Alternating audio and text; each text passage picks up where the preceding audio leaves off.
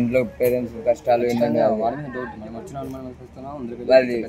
పేర్లు అదే సార్ అంటాడు మీకు ఏం ఇబ్బంది లేదు పిలిపించాము సార్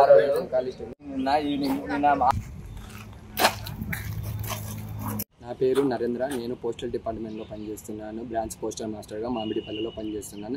29వ తేదీన మా సారులు పింఛన్ ఇస్తా అని చెప్పి నిజామాబాద్ ఆర్ఎస్ఎస్ పిలిస్తే నేను నిజామాబాద్కి వెళ్ళాను. నిజామాబాద్కి వెళ్ళి 3 గంటలకి ఆ తర్వాత పింఛన్ డబ్బులు ఇస్తే నేను ఆ పింఛన్ డబ్బులు తీసుకొని నా బ్యాగ్లో పెట్టుకున్నాను. బ్యాగ్లో పెట్టుకొని ఇంకా మామిడిపల్లి బస్సు ఎక్కి నేను మామిడిపల్లికి వచ్చాను. మామిడిపల్లికి వచ్చేకల్లా 4:30 అట్లా అయింది. అట్లా నేను రూమ్లో వెళ్ళి పడుకున్నాము. ఆ తర్వాత రాత్రి 10 o'clockకి మా షాప్ ఆయన, మా ఇంటి దగ్గర ఉన్న షాప్ ఆయన ఫోన్ చేసి మీకోసం ఎవరో వచ్చారు, అతను పోస్ట్ ఆఫీస్లో వర్క్ చేసిన అతను సంబంధించి వచ్చాడు, అతను రేపు పొద్దున హైదరాబాద్కి వెళ్ళాలంటే మీ దగ్గర పనుకుంటాడు, నరేంద్ర ఎవరు పింఛన్లు పనిచేసిన అతని పేరు అడిగాడంట. అతని పేరు అడిగిన పాటు నాకు ఫోన్ చేశాను అతను ఒక 3 times. నేను ఫోన్ లిఫ్ట్ చేయలేదు. ఆ తర్వాత మా ఇంటి కింద ఉన్న ఓనర్ వాళ్ళకి ఫోన్ చేశారు. అప్పుడు నేను కూడా ఫోన్ లిఫ్ట్ చేయలేదు. ఇంటి కింద ఉన్న ఓనర్ పైకి వచ్చి డోర్ కొట్టి మీకోసం ఎవరో రోడ్డు మీద వచ్చారంట, అంగడి షాప్ అయినా ఫోన్ చేసి నాకు ఫోన్ ఇచ్చాడు. ఎవరో బాబు అంటే మీకోసం వచ్చారంటే మీ పోస్టల్ డిపార్ట్మెంట్లో వర్క్ చేస్తారంట, అది ఇది అని చెప్పాడు. అని చెప్పగానే నేను వస్తున్నాయని చెప్పాను అతని షాప్ అతనికి.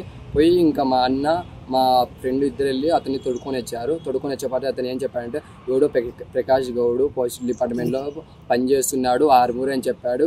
ఆర్మూర్ అని చెప్పగానే నాకు చెప్పిండు. అప్పుడు రూమ్ కడికి వచ్చి చెప్పగానే ఆర్మూర్ ఎవరు నాకు తెలియదని చెప్పిన పోస్టల్ డిపార్ట్మెంట్లో అతని నెంబర్ ఇస్తాను, అతనితో మాట్లాడింది. రేపు పొద్దునే నేను హైదరాబాద్కి వెళ్ళాలి, ఈ టైం బస్సులు ఉండవు, మా తమ్ముడు రావాలి, మా తమ్ముడు వేరే నుంచి పిలిపి నుంచి రావాలి, నాకు బస్సులు ఉండవు, ఈరోజు నాకు షెల్టర్ ఇస్తే రేపు మార్నింగ్ వెళ్తాను అది ఇది అని చెప్పాడు. నేను నమ్మి ఇంకా పోస్టల్ డిపార్ట్మెంట్ ఏమో మా వాళ్ళు ఎవరైనా చెప్పింటలేమని నమ్మి నేను పండుకోవడానికి మానవత్వంతో ఇట్లా నాకు ఏమని చెప్పాడంటే నాకు అమ్మ నాన్న ఎవరు లేరు, నేను ఒక రైతుని, ఒక 5 ఎకరాలు నేను పొలం పండించుకుంటాను అని చెప్పాడు.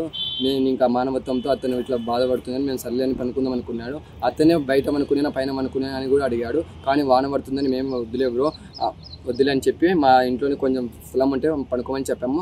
ఆ తర్వాత మేము పనుకున్న తర్వాత రాత్రి మాకు 45కి నేను లేచాను. లేచి చూసేసేపటికి 2:45కి లేచి చూశాను. ఆ తర్వాత మా బ్యాగులోనే మనీ మొత్తం గుడ్డలు చిత్రాపత్రి వేసి అతను వెళ్ళిపోయాడు డబ్బులు తీసుకుని. ఇంకా నేను అదే భయంతో నాకు మాకులూరు పోలీస్ స్టేషన్ ఫోన్ ఇచ్చి నేను కంప్లైంట్ ఫిర్యాదు చేశాను.